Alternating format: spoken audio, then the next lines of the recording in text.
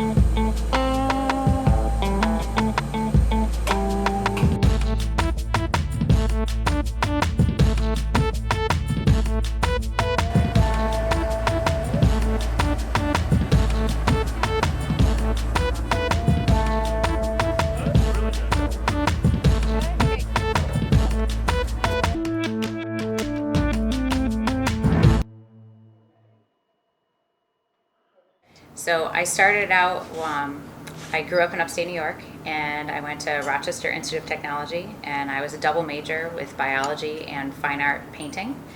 And I couldn't fit all of the studio time and all of the science labs that I needed to do, so I ended up graduating with pre-medical studies and my Bachelor of Fine Arts in painting, printmaking, and sculpture. And then I couldn't decide which direction I wanted to go. Did I want to go into anatomy and cell biology, or did I want to go into art education? So I spent one more year, got my master's in art education, and decided I would try that out first and go from there. While I was at RIT, RIT houses the National Technical Institute for the Deaf, and I was a note taker. So I constantly would take notes in different classes. And there was a pottery class, and I didn't know how to work with clay on a potter's wheel, so I signed up to be the note taker. And the teacher was Julia Galloway, who is an amazing professional potter, and she is renowned and juries all kinds of shows, but none of this did I know at that time. And I took notes, but I didn't really understand what I was writing down. So during the open studio times, I went in and learned from my own notes and figured out how to work on the wheel. Fast forward, after my master's, I got a job in Wellesley teaching at the middle school. I was the middle school 6th and 7th grade art and 8th grade black and white photography teacher for 5 years, and then I moved to the high school to take over the ceramics program. And so now here at the high school, I teach sculpture, beginning wheel throwing. I teach an altered book mixed media course called Art Journaling, and then I also teach Ceramics Intensive. Ceramics Intensive is my honors class that meets for the whole year, 5 times a cycle, just like every other major. And otherwise known as Varsity Ceramics. Otherwise known, in a very loving way, as Varsity Ceramics, yes.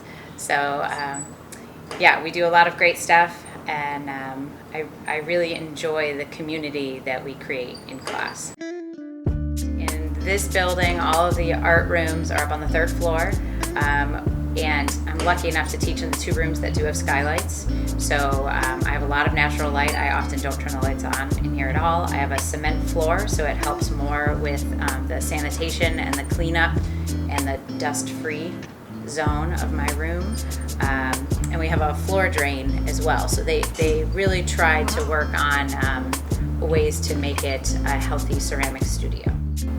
Clay is very safe to work with when it's wet, but when it's dry, it just creates a lot of dust and it's bad for your lungs. So between myself, the students, and the custodians, we work hard to clean things up wet, and the custodians mop in here every night instead of sweeping. The wet sloppy clay on the edge of your water bucket, where does it go? Beneath what number? 8. 8. Okay? These pink numbers you will refer to in a second. But it's labeled, right? Slop clay here. Don't put it in the garbage. I found 3 paper towels in my slop bucket this morning. I think one of the challenges that I like the most about my job is that I'm a coach full-time. I coached softball and soccer prior to having kids, and now that I have my own children at home, I view my role as an educator, as a coach, really thinking about the core values of the high school and of Wellesley Public Schools, commitment to community, academic excellence, and I definitely focus on the commitment to community, and be it like right within the ceramics room, there's freshmen through seniors in the same classroom, so they have to teach each other and be role models and mentors to each other based on who does well at which task. It's like learning a foreign language through your fingertips. And I would say for me, what I really like is that nothing is perfect, ever, in life, in clay. I think it's a really good analogy for the way students need to approach their studies, they need to approach their perseverance, and their future life goals. And they have to learn to be flexible. They have to learn to make decisions within the process and respond to the clay as it changes in front of them. Another way that art and science overlap in here is the chemistry behind all of the glazes. So the glazes that we use all mid-fire range glazes. So I fire things up to about 2,300 degrees, and all of the elements that you would find on the periodic table. I only use things that are non-toxic and food safe, but crushed up in powder form, combined with other raw elements, diluted with water with a little bit of crushed glass in it. Under extreme heat is what gives our colors. So students that are very interested in science do a lot of research into the glaze chemistry. And if I have a problem with the glaze, I have to call the chemist that works full-time at one of the supply companies that I work with and buy all of my supplies from. So this is Dynasty Red with Crystal Forest over the top. And the students, one of the assignments, their first assignment actually, when they make bowls for one of our other community events, which is empty bowls, they have to apply glaze in ways other than dipping. So they can drip it, they can pour it, they can sponge it on, they can paint it on, they can wax resist so that you have like some layering where it's blocked out in different areas. So this would be a good example. This is another good example of a piece that has been glazed to showcase the different colors.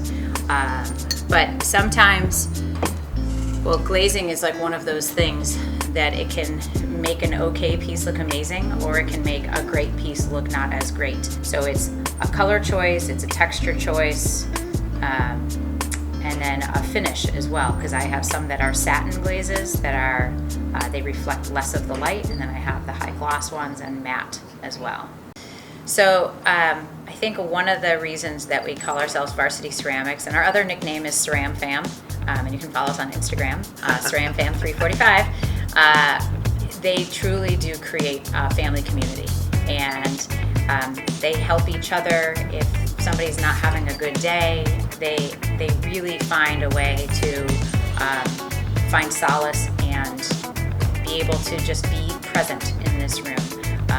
Mindful awareness is something else that we stress, I stress, and we take mindful moments at different points throughout our time together to just eliminate everything else, put everything else on the back burner that you've got going on in your life, and just be grateful for right now. And I think that helps to create a level of trust and respect for the process, but also trust that it's okay to take a risk. So I think that helps to create the atmosphere.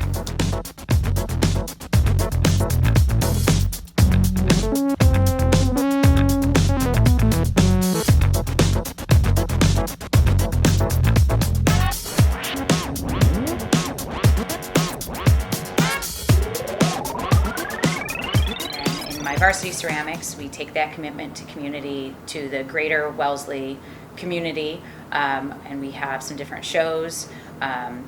We have a show at Cafe Nero. We have a portfolio show exhibition that's actually in Needham at Needham Potter Shop. And we have the Clever Hand Gallery in downtown Wellesley gives us their storefront window for 3 weeks in conjunction with the same time as our library show at the public library. And then we have our second annual Empty Bowls that's happening this year, which is a charity event. It's not something I created. It's a national grassroots organization of professional potters that are working to end hunger through clay. We made a bunch of different types of bowls. We kind of just had free reign over what we were going to do. It was super fun because a lot of them were like collaborative pieces. So, you know, some, like one person would throw and then one person would trim, one person would glaze. So a lot of them were a team effort, and so it was a lot of fun making all of them. We have, I think, over 100 people here tonight. And all the proceeds are going to Rosie's Place in Boston, women's shelter. So we're kind of really excited with how much support we have. And I think it's really great for the students to be a part of that, to see that their artwork is valued by somebody other than themselves and their parents. And they get to sell their artwork. They get to sell their artwork. For Empty Bowls, it's all charity, so all the money this year is going to Rosie's Place in Boston. But they make soup. The local grocery stores all contribute. Our parent support network, Pizzazz, they are helping to organize and run this event. And we have a local band that's going to come play as well. So it's a nice way. I feel like, you know, clay is bringing the community together, and I really like that I'm a part of it.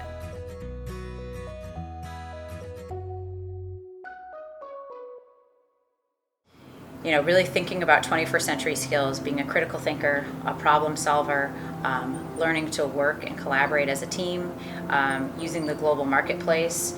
I think all of those things are relevant in the ceramics room, in any art room, but having that perspective where you can take a step away and look at something from outside the box, outside of your own narrow perspective, you get a greater view, be able to see your strengths and your weaknesses. I think that's a really hard trait. In high school, from what I see, students really focus on their flaws. And I think in here we celebrate those flaws, we celebrate their successes, and the successes come through those happy accidents. So for example, I have this ceramic bust over here that it broke apart in the kiln. Yeah, it broke apart in the kiln, and I think that makes it even more interesting. It's a little heavy. So that makes it even more interesting because you can talk about the analogies of breaking through your own person. You know, everybody has three sides of their person: the side they show to everyone, the side they show to just their close friends and family, and then the side they only keep to themselves. So is this an analogy for that? Is this something that just happened in the kiln, or can you find a deeper meaning? And I think that's one of the things that I would consider a strength of this room, and something that I value personally, being able to see the silver lining. So, you know, if something doesn't go the way you expect, you know, it's good to have a plan, good to have a goal, but how do you change course and continue without quitting?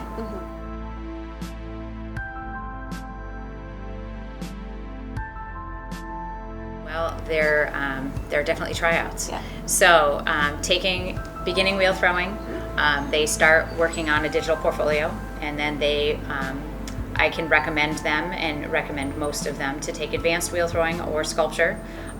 If they are really interested in the process, having one or the other as a prerequisite is sufficient.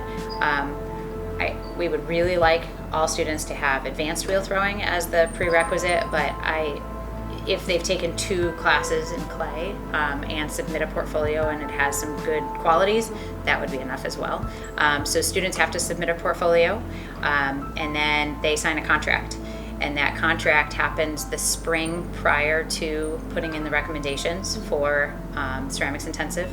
And it tells them all about the extracurricular shows that we have, the events that we have, and they sign saying that they acknowledge that there will be commitments outside of class.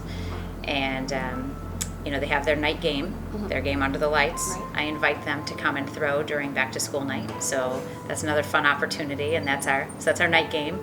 And then, as all varsity sports, we do have our interscholastic competition with Newton South. So Newton South for the last 4 years has come here. We've had a home game. This is going to be our first year with an away game. I see. So we're going to Newton South the beginning of March. We'll be going there for a field trip for It'll be a a throw-off. throwdown. Yes. I work alongside the intensive students often, but I don't, like in the beginning classes, I spend more time making the same shape 25 times so that they can work along the side of me, and then I cut mine in half, and they get very upset when I cut pieces in half. That's actually one of the things that I do for all of the beginning students. Yeah. Big spoiler alert for anybody who's going to take it. The first vessel that they make, that we all make together, they make a straight-walled cylinder, and once they create it, they cut it in half, and they are devastated. And I think part of that is to show them that I don't want them to value that mud as precious. It's they can make it again, and they can make it better, and they can make it without as much of my hands input. So that's a good. It's good for them to go through.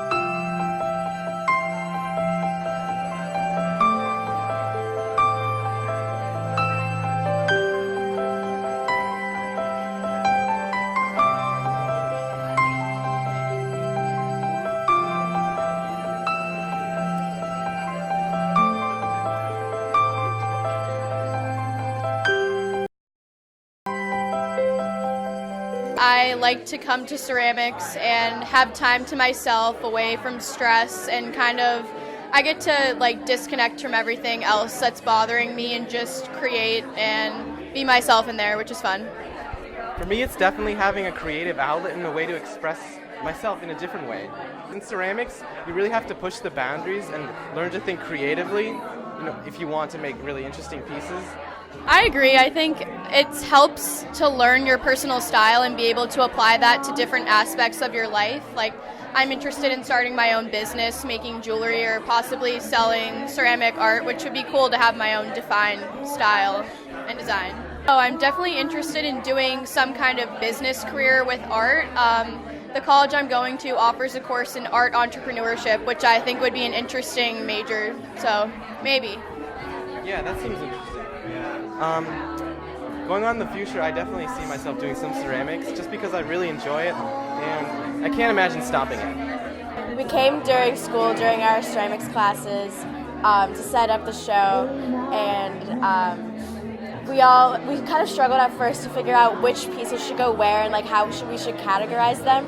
But then we eventually figured it out that like color looks best, and then there were some like specialty areas, I guess. And through a lot of teamwork, we were able to put together a really good show, I think.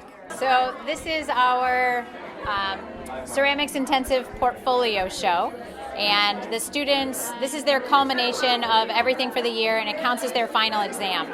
So the students have to pick their 8 top pieces to display, and they also had to bring their first piece that they've ever made or that they can remember keeping, and they're showing their growth from their very first piece to where they've gone to, like throughout their career with clay.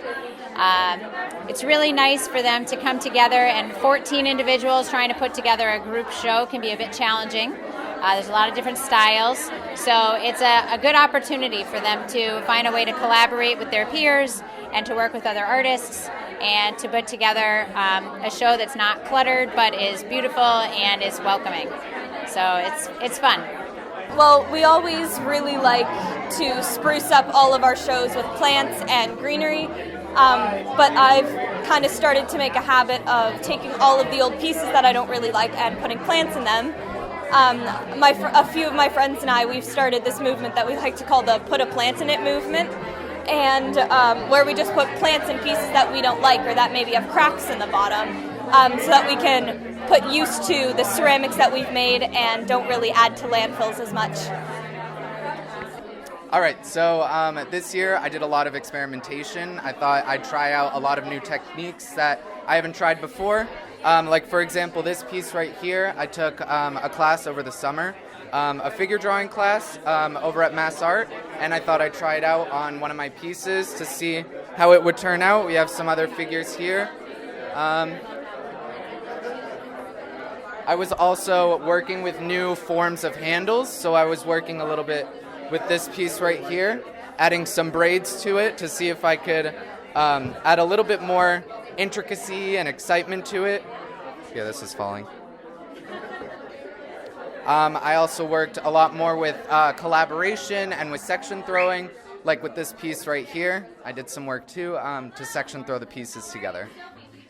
They've done a great job, and if you didn't get a chance to take a look at all of their artist statements and all the people that we have to thank for this show, please do so before you walk out.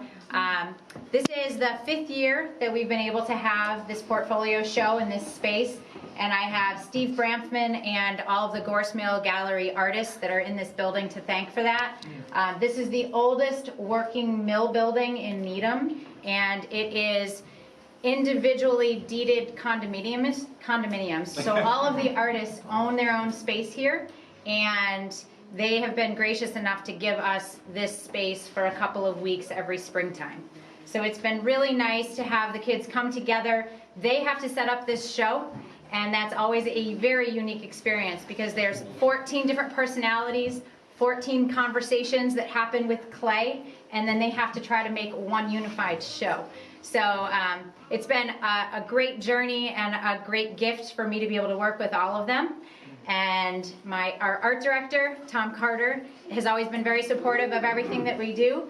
And thanks to all of you. So thanks for giving me the opportunity to work with all of your students. I view myself more as a coach than anything else. So if you look at all the pins that they're wearing, they are lovingly known as varsity ceramics. So all varsity athletes need a varsity pin.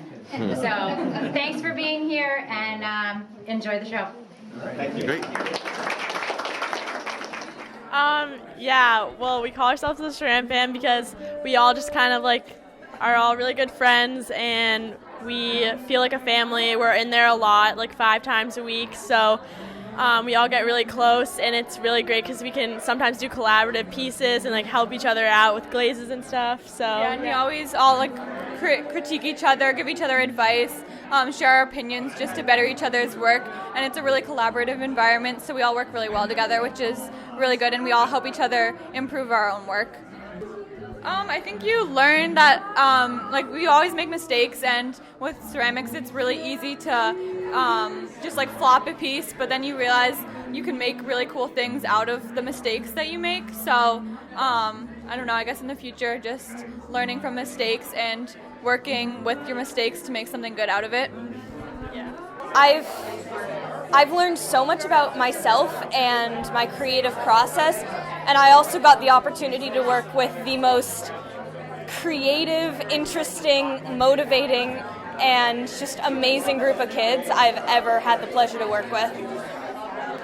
I would say the biggest challenge is for them to find their own voice. My goal is not to do the work for them. I can help them, I can encourage them, but I try to put my hands on their work minimally. The idea is for them to be able to communicate with their fingertips, and it's a foreign language, and for them to understand how to communicate with the clay, it takes practice. And the hardest thing I would say is making the time to practice. So when I first started teaching at the high school, the classes were at about 6 students per class, and not nearly as many classes were offered. I now have, this semester alone, I have 6 beginning wheel throwing classes, 1 sculpture class, and then my honors intensive class, and then there's another teacher that teaches advanced wheel throwing in here, and we have 2 sections of that. So throughout the course of the year, it's very close to 200 students that we participate, you know, that they come and work in here. So it's definitely a big community, and I would say that's one of what I value about this program. Like, its growth, and it still feels like a very small family at the same time.